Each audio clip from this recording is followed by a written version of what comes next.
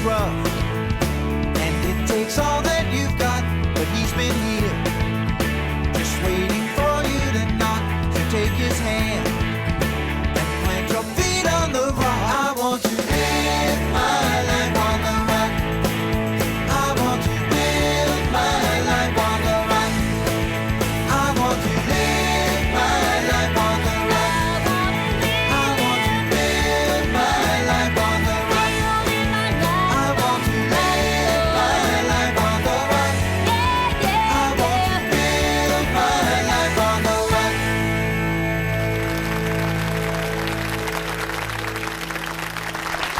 Hi, welcome to Life on the Rock. Tonight our guests are Msgr James Shea and Jonathan Hofer from the University of Mary in Bismarck, North Dakota. Msgr is the youngest college president in the country at 39, so we're really excited about what's going on there. He's got a lot of faith and zeal, and Jonathan's a student, so they're going to tell us all about the University of Mary in North Dakota. So good to see you, Doug. You too, Father. What's going on in the battle-ready world? Well, this is the beginning tomorrow of a tour. I will be in Wyoming. I'll be visiting our friends at Wyoming Catholic College, and I'll be all over Wyoming. If you're watching this right now, check the schedule. Go to battlereadystrong.com under our events page. battlereadystrong.com under the events page. I'll be all over Wyoming for about a week, talking about the faith, doing battle ready rallies, and encouraging anybody and everybody to come, age 7 on up, because at age 7 the soul is at the age of reason, and it's on the line. It's on the firing line. Devil's after it, so we got to do what we can to shore up and be ready for that spiritual fight. So again, all over Wyoming, we'll be putting a lot of miles on the rental car. It'll be a lot of fun. Okay. And a lot and of you work. run a Humvee when you do that. With a 50 caliber machine gun in the back, you know, spitting out rosaries everywhere we go, and miraculous medals, and yeah. Well, Doug, I wanted to talk about this opening segment, a beautiful homily given by Pope Francis. These are his the St. Martha House, where he lives with a lot of the visitors to the Vatican that are there for conferences and whatnot. And he has daily mass there, not every day, but when he does, for the visitors, for the employees at the Vatican and things. And they have a wonderful section on the Vatican website. You can get summaries of these homilies. And he said something recently, this is back in September 19th, that really struck me. He said, a Christian must show others the same attitudes with which God visits his people: closeness, compassion, and the capacity to restore hope. So because God has done these things for us, he's drawn close to us, he's been compassionate and merciful to us, he's forgiven us our sins repeatedly. We go to confession, we're forgiven. And he has this capacity to restore hope. And it's that last phrase that really struck me. And he goes to give a beautiful meditation about that scene from Luke's Gospel, chapter 7, when Jesus goes and sees the funeral procession with the widow of Nain, who she lost her son. He raises the son, and the people proclaim, God has visited his people. And he looks at those elements that Jesus draws close to us in our sufferings, in our difficult moment. He is present to us, and he's forgiving of us, you know, when we are fallen to sin, and restores hope. And that restores hope, I think, is so powerful that we need to hold on to as Christians, because we can be in difficult situations. Maybe it's our personal struggle with sin. Maybe it's personal loss. Maybe it's sickness, loss of job, or whatever the difficulty is. You know, the world can give us hope as if it fixes all those things. But God's going to give us hope by being present in our life and working and just being there with us. And sometimes he does change a lot of things in our life, you know, in a worldly way. Praise God. We thank him for that. But other times he's just picking us up and strengthening us to persevere by his presence. And to me, it's always such a striking thing, that it's such a gift, how God's presence that we have, him present to us through our faith, how it's a striking thing that he gives us hope, that we haven't quit, you know? And I think he's saying we need to radiate that to others, to give other people hope. And I was just going to say, that's one of the key ways that he does make himself present to us, is through others, through the presence of others. You know, you think about, you know, in the Gospels, we hear that Jesus was here, Jesus is here, and we can only imagine, wow, if he were physically to walk in the room right now, that would give me hope. But where is he?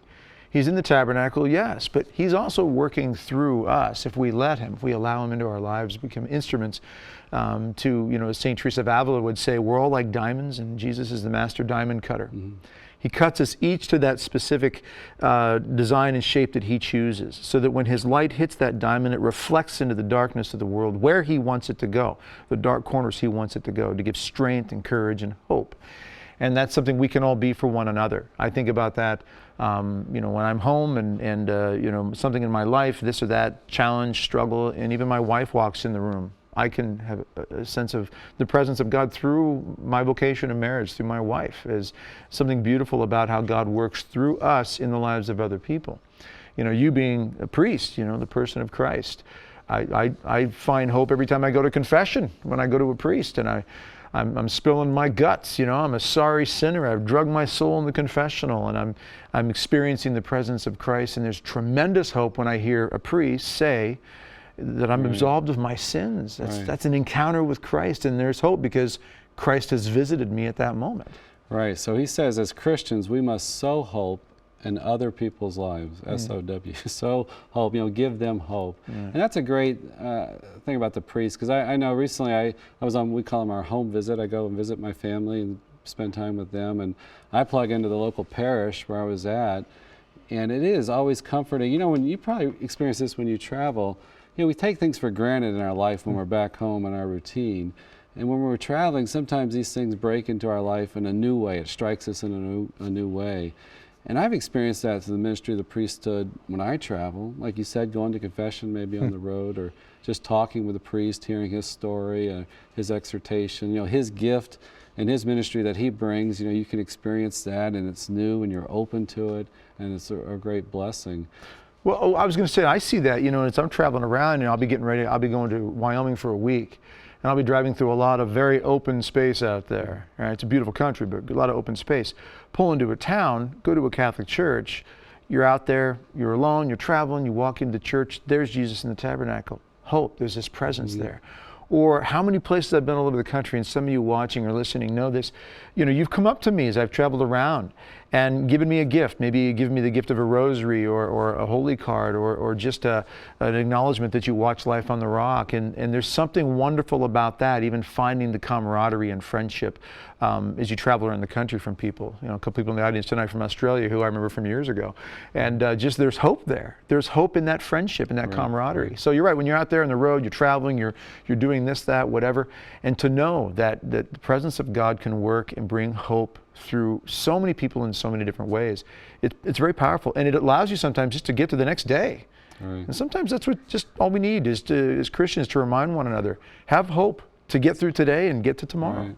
We'll just close with the idea. I remember Pope Benedict said, he said, just the fact that God exists, there is hope. You know, due to the fact that he exists, there is hope, because all things are possible, you know, through faith in him and his presence and strength in our life. So hang on to that hope and witness to that hope to others. We're going to take a quick break. We'll be back with Monsignor James Shea and Jonathan Hofer from the University of Mary. Don't go away, back in a moment.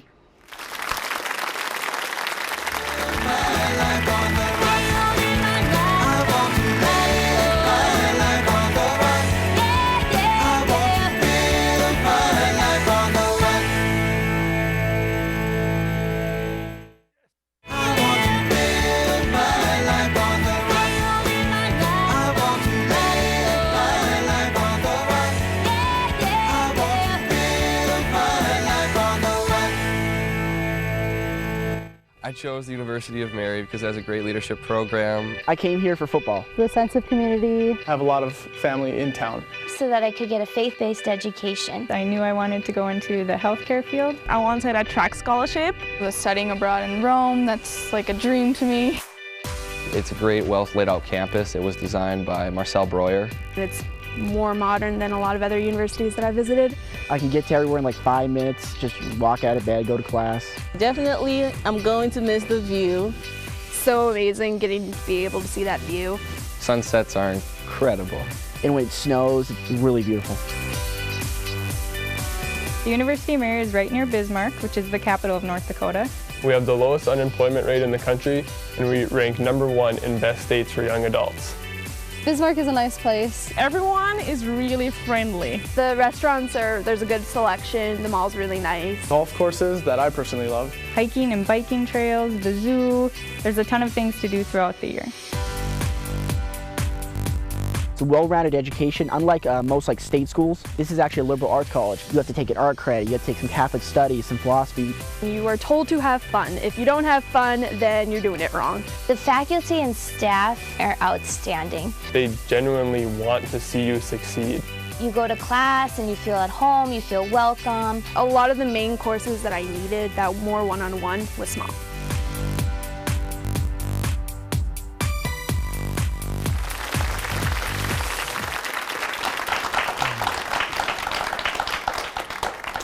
And there you have it, folks. That's our show. Thanks for watching tonight. That's our closing video.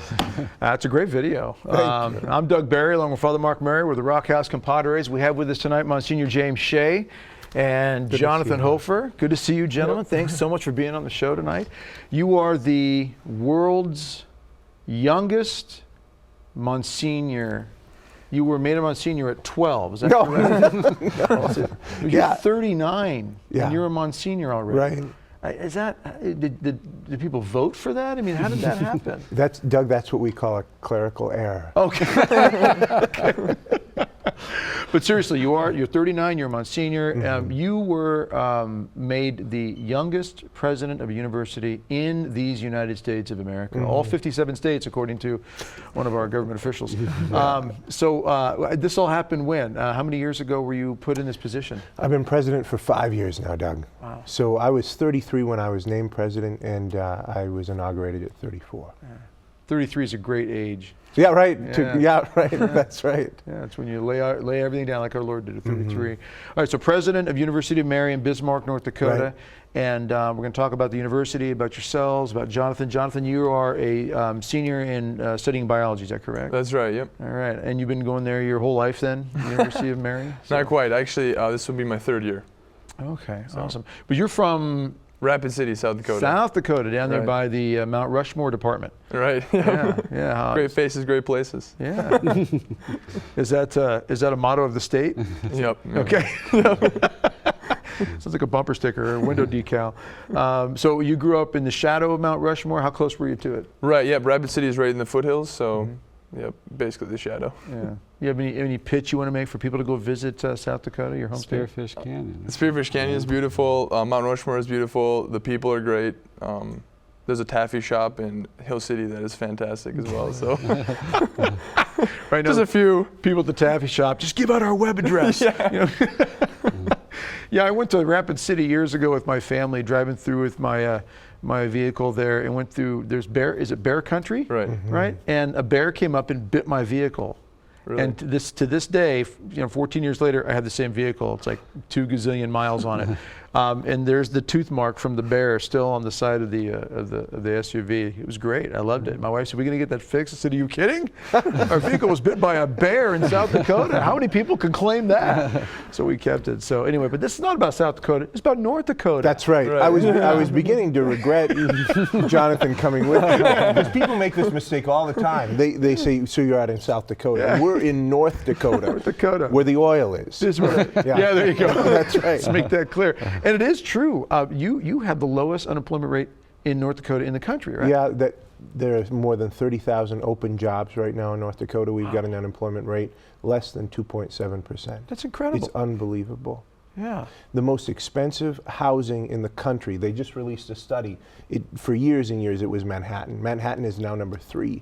Number 1 is Williston, North Dakota, which is a town of about, probably it's around 9,000, something like that in northwest North Dakota. Wow. It's unbelievable. So there's a lot happening. There's a lot of industry. There's a lot of economic growth. Okay, northwest North Dakota. This is close to Canada, though. Pretty close, yeah. Okay. Mm-hmm. All right.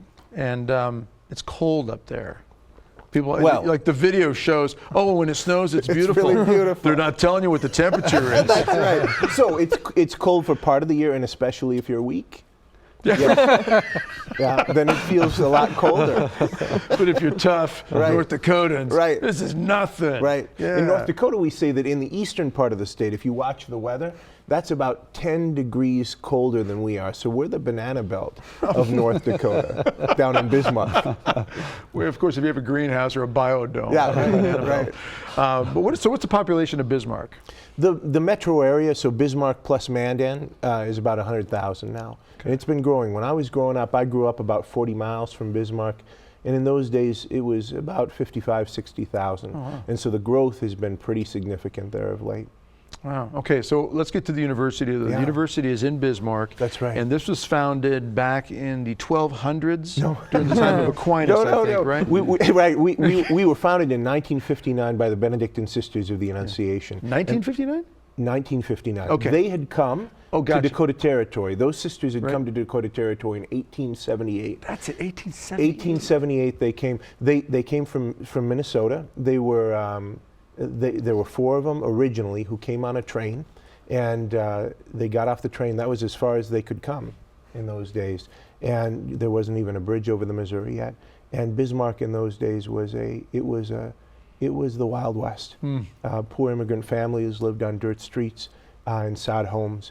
And those sisters got off the train the very next morning. They founded a school. And within a couple of years, the sisters that you just saw, that group, within a couple of years, they founded the only hospital between Minneapolis and Seattle on the Northern Corridor, even though Benedictine women had never before founded a hospital in history. Yeah, you know, the people in the United States of America need to look a little bit into the history of our country with regards to the education system, the medical system, and realize that the Catholics had an enormous amount to do with establishing so much. Absolutely, and particularly the religious women. Yeah. They really poured their lives out for education and for healthcare, and that was the case in our area. The faith was built in Western North Dakota by Benedictine women. And you know, Monsignor, we're talking for the show, when we look at what's going on in our world right now with the rise of radical Islam and ISIS and some of this, and all these young people being, you know, recruited from all over the world to go to the Middle East, to join some cause bigger than themselves, this caliphate and this sort of thing. You go back to the history of Christianity and you see the great things, the heroic, the good that poured out of people's lives. Like that, riding the train to the end of the line, getting off and saying, okay, tomorrow, ladies, we're starting a school. We're going to build a hospital. Eventually, there's going to be university here, and there'll be fracking going on. What's fracking, Mother? Oh, I don't know. I just had a vision. You know?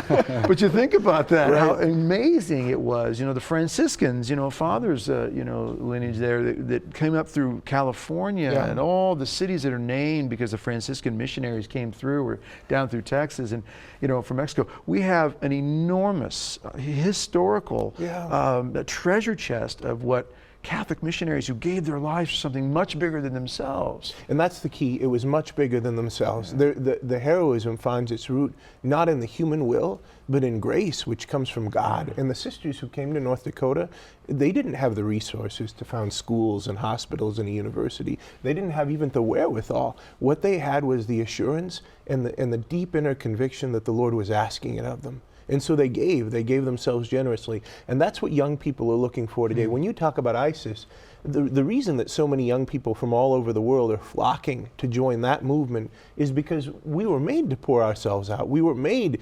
for joy.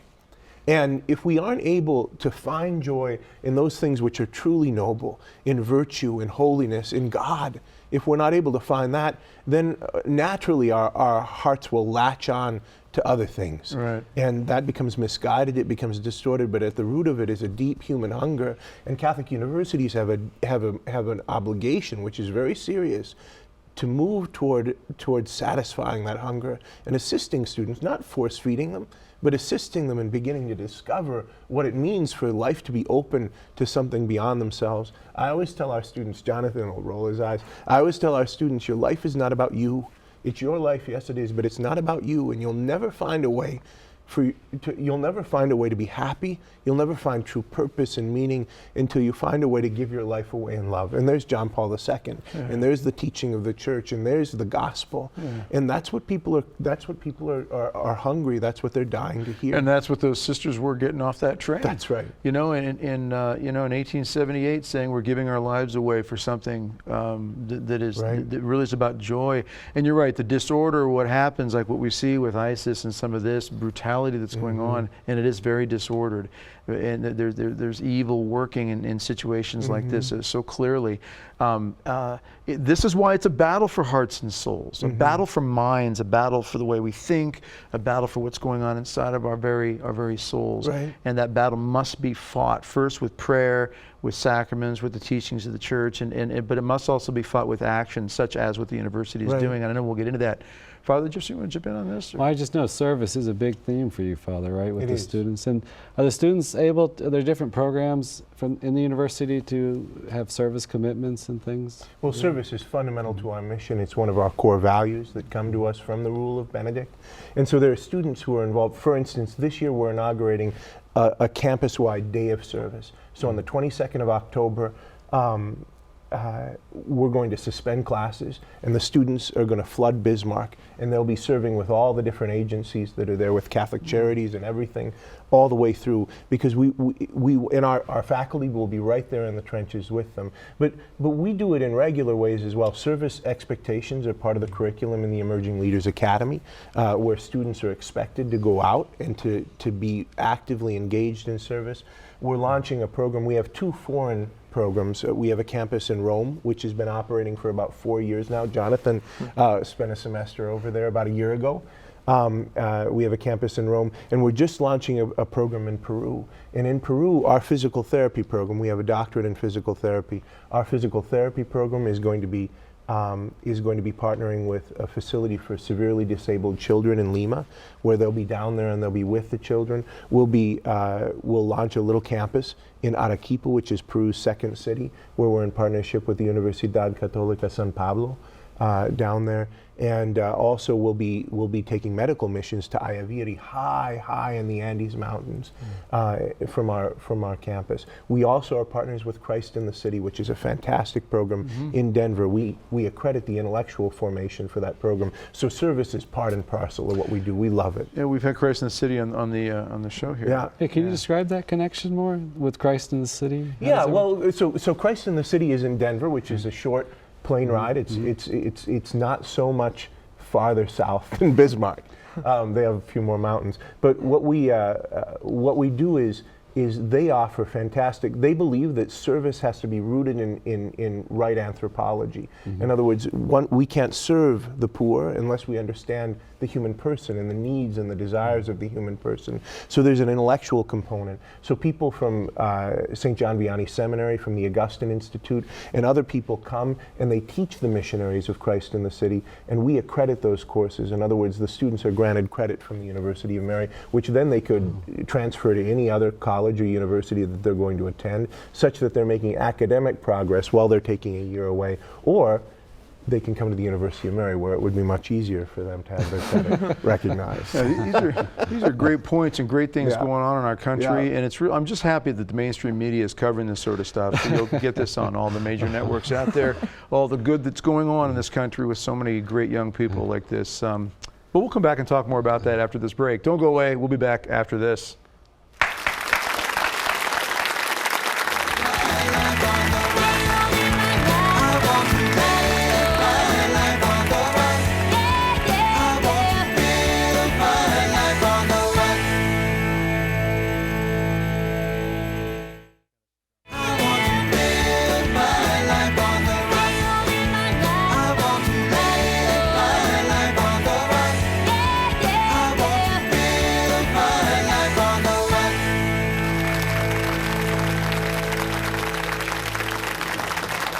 Hey, we're back.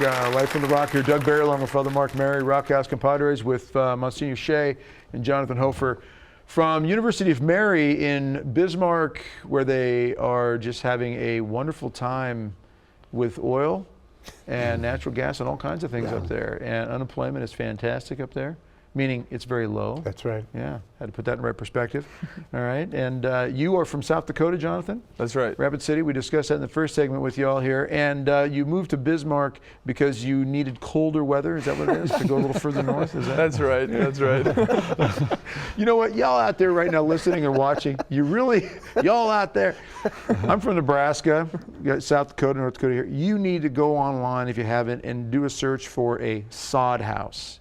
If you've never seen what a sod house is, to know what it was like for people coming through the Midwest to live in sod houses. It's unbelievable what the Midwest was considered. In fact, there's a great museum in Nebraska on Interstate 80. It goes over the interstate. It's called the Archway.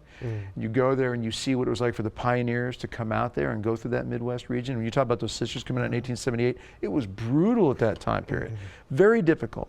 We take it all for granted right now because we can do 75 down the interstate with our cell phones and talk hands-free, because you should never be talking on the phone, especially texting while you're driving. It's dumb. Just don't do it. People's lives are on the line. That being said, sod houses, you grew up, South Dakota, North Dakota, we know what it's like. It's a tough region to grow up in. You wanted it tougher. You go to North Dakota. You're a big, strong, tough man here. Tell us what it's like being at this campus and all those tough, because all the women up there are named Helga, I hear. They're all strong and tough, and they shave their legs with machetes or something like that. Is that correct? I'm not sure these are their talking points. I went up to North Dakota because, just like Monsignor touched on, we're searching for something, and I was searching for something in my life. I was searching for joy, really is what I was searching for, somewhere to flourish in joy.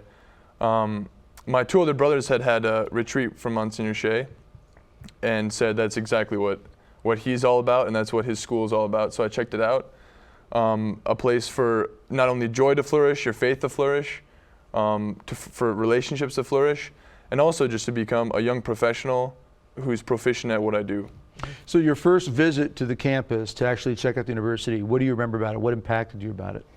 I remember Mike McMahon. He was my admissions counselor, and he gave me a tour, and I was impressed mostly right away by him and his professionalism, and just like how he knew about the school, different aspects that he could tell me about. There's a vocation director that lives on one of our dorms. Every chapel is about a stone's throw away from every single residence hall. Stuff like that is just like is so important and so beautiful to have on a campus. Not to mention just the natural beauty of the college. Huge grass lawns, like they mentioned in the beginning of the video, beautiful architecture. So just all in all, and the different programs that were available, the opportunities for service, the opportunities for a good education, like all of that kind of rounded out, and this is where I needed to be. And in North Dakota, South Dakota, I mean, they get a bad rap for being, kind of flat, and it's beautiful land up there, isn't it? And you know what? I'm gonna get an email from somebody. I don't think that every woman up there is named Helga. Don't get me wrong. I know I have a lot of friends in North Dakota and South Dakota, and just beautiful people, good people up there just as well. But it is a beautiful country. I mean, in the history of bison and the sweeping plains and the prairie grass, there's some beautiful, beautiful places up there. It doesn't get incredibly hot in the summer, does it? It does get decently hot. The humidity isn't so bad, but okay. Hundreds is pretty normal. Hundreds of degrees, as in like? No, in the hundreds. Oh, okay. Triple digits. All right. Yeah, it gets warm, I think. But it is beautiful country. Theodore Roosevelt came there. He wrote that he never would have been president were it not for his time as a young man in North Dakota. He said, "Ours was the glory of work and the joy of living." And it really is. The land out there and the people too inspire you to be close to creation and to the beauty that God's given. And I think, one of the reasons that I'm so pleased to have a student like Jonathan with me is that he's been able to experience the student life of our campus. In other words, the fact that you can have a great college experience in the context of a Catholic university that's faithful as well. We're not a catechetical institute. We serve the church in the way that a university is meant to. A university is a place for the free exchange of ideas, but boy, we're dedicated to the serious teaching of the faith as well, and we're dedicated to making sure that our students have a formative experience which is bracing and which puts them face to face with the task of evangelization in our time. And you had said earlier, Monsignor, that Jonathan is in the laboratory of the new evangelization. That's right. By being that, Jonathan, what's that like, to be in a laboratory of new evangelization? That's a great term. Because you're up there, and you say a lot of people don't come to the University of Mary because they're looking for, the strict Catholic approach, like you might find from a Steubenville or Christendom. Right. But you have this solid Catholic foundation there, and so Jonathan, you're among people who aren't coming specifically for the Catholic faith, but you're able then to really get into their lives and evangelize? What's it like for you students who are doing that? It's an incredible opportunity. I mean, living in that diverse climate is good because that's what the world is like, you know, and to be able to come together to discuss things and have a good discussion about things is important. Like that's really what is lacking a lot in nowadays, is everything is so polarized. But be able to come and exchange ideas like Monsignor mentioned, and to really live our faith as best as we can, live it in joy, live it with hope like you mentioned in the beginning. It's a blessing and a good experience for both ends. Growing up, my father is actually a Protestant, and so it gave me a unique experience to practice in some ways what I grew up doing, you know, talking with my father. So being able to encounter these students no matter where they are, you know, and even like helping, it goes both ways, you know. I'm not on campus knocking down doors, converting people with holy water, but I mean, it goes both ways, and there's things that we can learn and there's things that we can come together with and celebrate. It's a crucial part of our identity, Doug, because when I look out every August, I look out at our new students, and we get about, we're nearing 450 new freshmen, more than 200 transfers, so I'm looking at 650 new students. And a growing number of them are coming to us seeking God in truth. Praise God for that. I'm grateful for it. But the majority of them are there because they want to play NCAA Division II baseball or volleyball or football. You've got the sports. Yeah, and right. Got or they day-to-day lives like a lot of universities. And great academic programs. They want to get a doctorate in physical therapy. They want to study nursing, and they know we've got one of the best nursing programs in the region. They want to study biology, or they want to study business, or they want to study education, and or maybe we're just the hometown place and they wanted to come close to home. So there are any number of reasons, but we have an opportunity. Pope Francis keeps saying that the church needs to not be self-referential, that it needs to go out, and we have the opportunity at a place like the University of Mary, not only for ourselves as a Catholic university, but for our students who come to us seeking God in truth, to teach them to go out and to be with students who are seekers, who might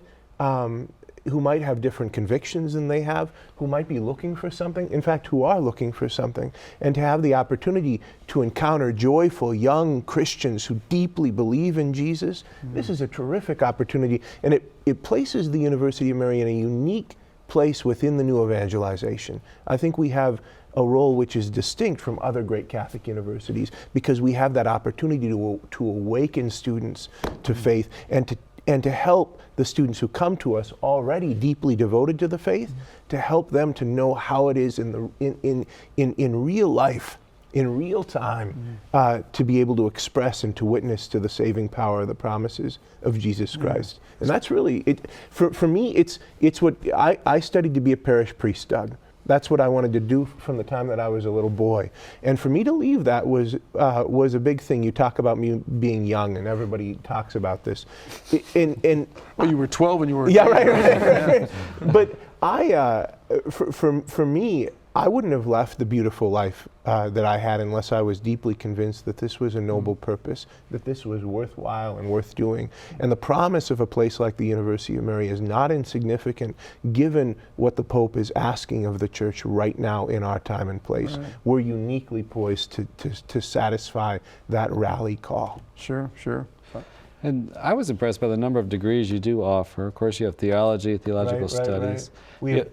We have nearly 50, we have more than 50 undergraduate degrees. We have 10 master's programs and 2 doctorates going on 3.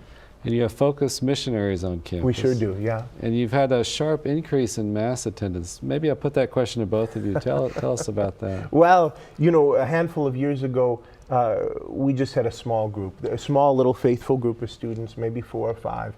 Now we have hundreds and hundreds. The oldest tradition at the University of Mary that the sisters instituted at our founding when we were Mary College was at 10 o'clock on Wednesdays. We have an all-university Mass. And so there are no classes, there's nothing. So we have daily Masses at other times during the week, but that's the big one for us, Wednesday. a couple years ago, we needed to move that to our largest chapel, which seats 600, just to accommodate the students and faculty who wanted to be present for it. It's astonishing. So that's been, I mean, that's growth like in the 1,000%. And I mean, what caused that? How did that happen? Well, was it Jonathan knocking on doors? Yeah, that's right. Well, no, it's the grace of God, and it's making it available to students who are desirous of it. And you know. But do you think to some degree you're elevating the conversation of the need for this by addressing the fact that they're seeking truth, they're looking for joy, they're looking for these things, and you're not just saying it's about academics and about having a great retirement and a good 401k, but this is about expending your life, as you say. What does Monsignor say, that your life is not your own? Right. Yeah. You need to find a cause to give it to. Right. Our work is the incubation and the building of a culture, because culture eats strategy for lunch. And so we wanted. Are those your words? No, they're not. I think it's Drucker or somebody. Peter That's Drucker. A great quote. I don't know, but it's culture eats strategy for lunch. And so it's. Was he smoking a cigar when he said that? I don't know. Culture eats strategy for lunch. It's about forming a culture. And when students are able to come into a culture, and so it's not about stuffing things down anybody's throat, it's not about imposing ideals upon them, it's about inviting them into a cultural experience in which the possibilities of human life become clear, in which the mystery which runs underneath all things begins to tantalize them, and then all of a sudden those types of things, the numbers take care of themselves, I think. That's beautiful, and you're not threatening anybody to convert or die either. No. Which is also very good. Yeah. Right. You know, but I'm saying that only because that's what's so crazy about our world right now, Monsignor. You know, is that we've got this pressure out there that's saying to young, trying to say to the world, you've got to accept this or else. And yet our Catholic faith for centuries is always saying the same thing. Here's this great gift. Yeah. It's joy, it's peace, it's truth, it's a greater mission than we can comprehend. It's like I sit here, we're talking about these sisters from 1878 getting off the train, and I feel like they're my sisters. Yeah. Because they shared in the same Eucharist that we share in today. Right. They prayed the same rosary we pray today. And they still witness to our students to this day. The sisters are there. They're praying for the students. They're modeling what it means to give their lives to God. That's powerful. It is. And we have a video we're going to cut to that has some of these wonderful students talking about the power, the faith, and the activity, what's going on at the University of Mary in Bismarck, North Dakota. Check this video out. I knew going there that I would get a great education, but the faith aspect was also very important to me. If I wanted to go to church, so it was really good to know that there was different places for chapels. Daily Mass was really nice to have that, and just a nice way to relax. And seeing the monastery was really awesome, and being able to talk to the sisters. On Sundays after Mass, I would talk with the sisters, and I got to learn more about them and how they contribute to the school. They help to really ground the students to be ethical professionals and really have a sense in their community as they move out into the real world. Because you can learn something in a classroom, but to have the underlying faith aspect and Benedictine values there is something very special that you won't find at many other universities, and it really enriches everything. One of the most exciting parts of being at Mary is the chance to go to Rome. The culture, the people, all the places, Florence and Venice and Assisi. It was an absolutely incredible experience. It was something that absolutely took your breath away. I came here knowing nobody, and since I came here, I've met some really, really great friends. I definitely made friends for life. The connections that you make with the people there were phenomenal. If I ever needed help with anything, I could easily contact someone, and then if I contacted that one person, 4 other people would jump to help. I've had an amazing experience there. I got to meet a lot of different people from different places. It's such a warm environment. I think that the best place that I could have possibly picked is the University of Mary. That's a wrap.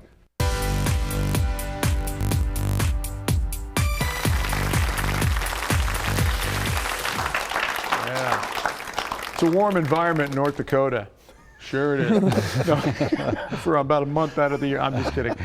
North Dakota's great. Temperature's a little chilly for some. All right, now let's get to If you're weak. If you're weak. But I'm from Nebraska and I have no problem with it. Bring it on. I'm going to be ready for it. The chapel was packed. Yeah. And you say that's pretty standard operating procedure there. It sure is. We're having trouble finding places sometimes for students to sit. We'll put them in that Coliseum. I said, Yeah, right. You got a Coliseum on campus. Yeah, right. It's about culture. We teach strategy for lunch. So we had the Coliseum imported over, but yeah, but that's fantastic because that kind of synergy really, of other people coming together, knowing that we're here for the same reason, especially, you're discerning your direction of life. I mean, Jonathan, that's got to be powerful to know that you got the brothers and sisters in arms there, for the faith in that chapel with numbers like that. It's got to be very helpful. Right. It's encouraging, and it's just part of what UMary offers. It's the relationships that build upon each other. It's the guy walking by your door. Hey, man, you coming to mass with me? And that's all some people need is just a little bit of encouragement. They find a fellowship in that. They find joy and they find peace in that. And so having that come together and it's just transformative for the campus. Just to give you insights, just in general of campus daily life. So you wake up, there's mass, there's you go to class. I walk into my theology class. I've got baseball players. I've got Catholic studies majors. I've got nursing students in my theology class. We've got noon mass is packed. Can't even find a place to sit. Sometimes that's inconvenient. But again, we're working that out. Finish up, and then on the weekends, what a lot of times we'll do is we'll go camping. And we'll actually even go camping in the winter, which you might think is absolutely insane. I love it. I'm a big fan of camping in the winter. Yeah, find me a Holiday Inn. And so we again, I'm kidding. I do love it. We strengthen that bond in all of our activities, all our passions. We end the night in night prayer. We wake up. We go to mass on Sunday. And this is all just like you said, it's synergy. It's just like a natural tendency when communities come together, when relationships build. And this is something that the university is strong on. And even you talk about our professors. Most of the time, I'm in there with 3 or 4 of my professors sitting next to me at mass, shaking hands at the peace. And that right there is a sign to me that they're in it too.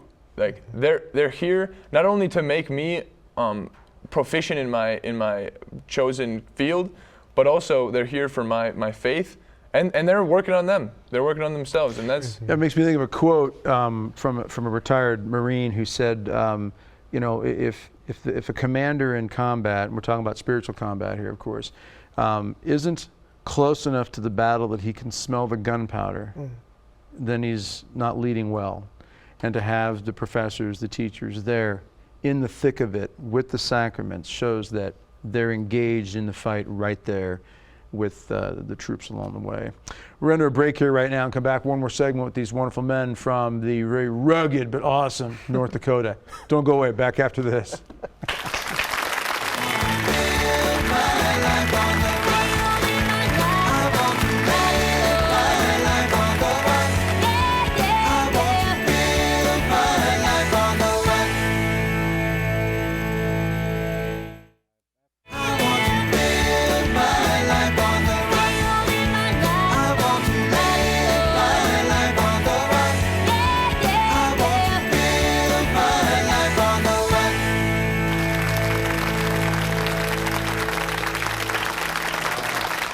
Welcome back, live from the Rock. Doug Barry here with Father Mark with the Rock House Compadres, along with Monsignor Shea and the world famous pounding on doors for the Lord, Jonathan Hofer, right here, ladies and gentlemen, Jonathan Hofer. Yay. Okay, that was your 3 seconds of fame. Okay. Now back on to final segment here. Okay, Catholics, middle of the country. Up north, but middle of the country, you're evangelizing from this point, new evangelization and so forth. How many are we talking about? What's your student enrollment? Sure. Total student population at University of Mary is about 3,300. Of those, if we're talking about our main campus, because we have campuses in different places in the country, plus 2 overseas. If you're talking about our main campus, we've got about 2,000 traditional undergraduate students on the campus. Wow. Yeah. It's an amazing thing. And one of the reasons that I think we're able to sustain a student population like that is that we keep our costs low. So tuition at the University of Mary is about $14,000, which is well below the national average, and it makes us just about the most affordable Catholic college or university in the country. And before the show, you were talking about, Senior, about why you think it's so important to keep that cost down. Why is that? Well, absolutely, because I think the value proposition of higher education, the question of whether and why people should go to college is one of the great questions in our national conversation right now. With debt, student debt, more than $1 trillion now, it's surpassed credit card debt, and people are asking, well, what's the value of a college education? And the rate of tuition has been escalating at a cost which well outpaces the growth of income.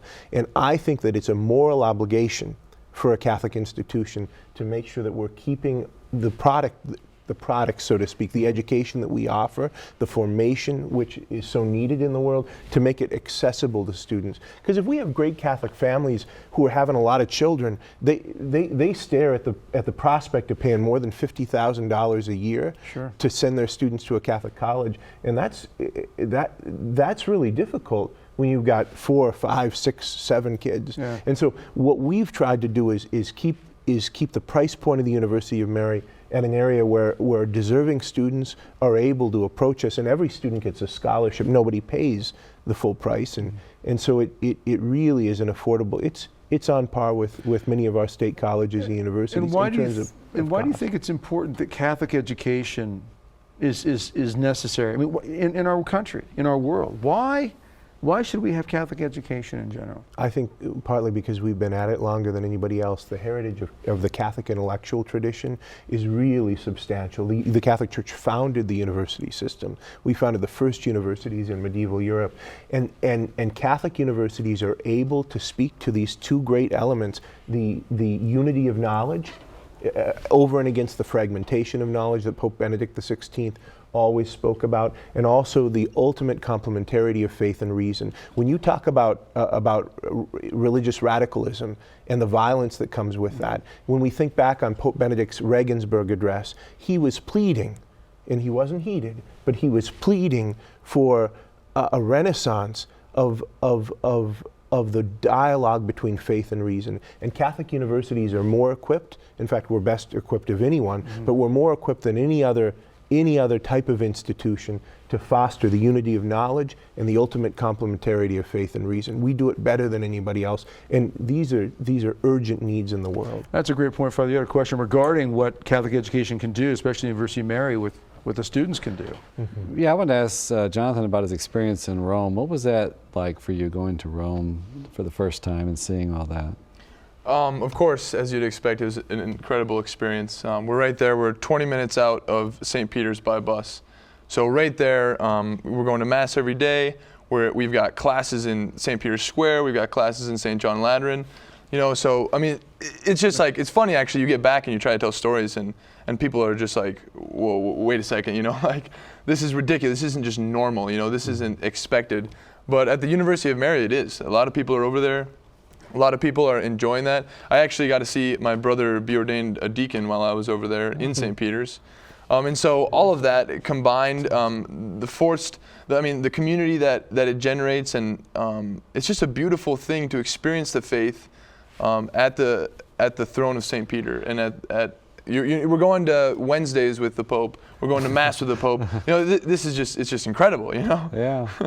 And how did it change, like, your perspective of the church, maybe? I mean, to see the universal church there. Right, and that's exactly it. The experience of the universal church, where really no matter where you go, and although you might not be able to totally understand what the priest is saying, you can pray. There's a sense of prayer. There's a sense of unity in that.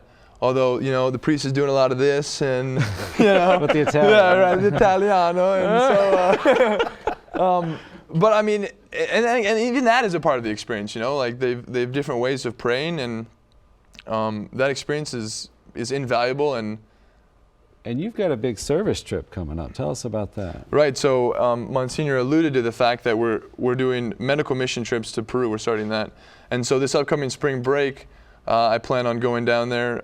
Like he said, I'm a biology pre-med student, and so going down there and working with the people in the trenches. You know, the real the grunt work and really answering directly the call of, visit those that are imprisoned, feed the hungry, ministering directly to those who are less fortunate than us. I always say, I started this Battle Ready initiative. It's on the shirt, barely shit on this, about 2 years ago. Aware, prepare, and engage. Be aware of the battle that's going on and the fight that's out there for minds, hearts, souls.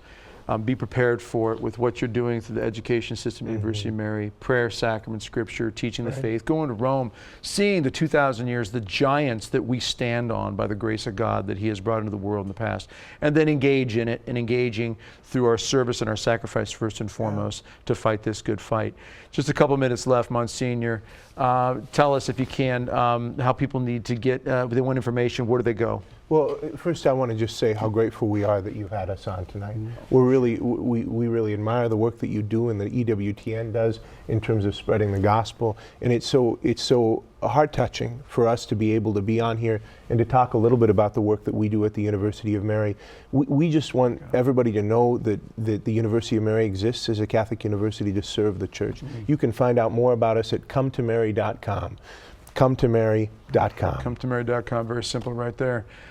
This is fantastic. I appreciate you both being on here, Monsignor. Great job. God bless you. Yeah, God. the youngest president of university Not in the for world. long. In the Sometime world. it'll change. Someday. Made a Monsignor at 11 years old, I think. Or was it 12? I forget. Jonathan, thanks for being on. Great to have you. I also want to remind everybody out there, I'll be in Wyoming this week, so come on out to battlereadystrong.com. Check out the events page. Those of you out in Wyoming, I look forward to coming out and shaking the cages for the glory of God with these Battle Ready rallies in each parish. And again, thank you to our guests, and thanks be to God and His inspiration through Mother Angelica to bring us this great network, EWTN, and pass it on to my good friend and Father, as only you can take us out. Oh, may our Heavenly Father shine His face upon you. May He give you His peace. And may Almighty God bless you, the Father, and the Son, and the Holy Spirit. Amen. We'll see you next week.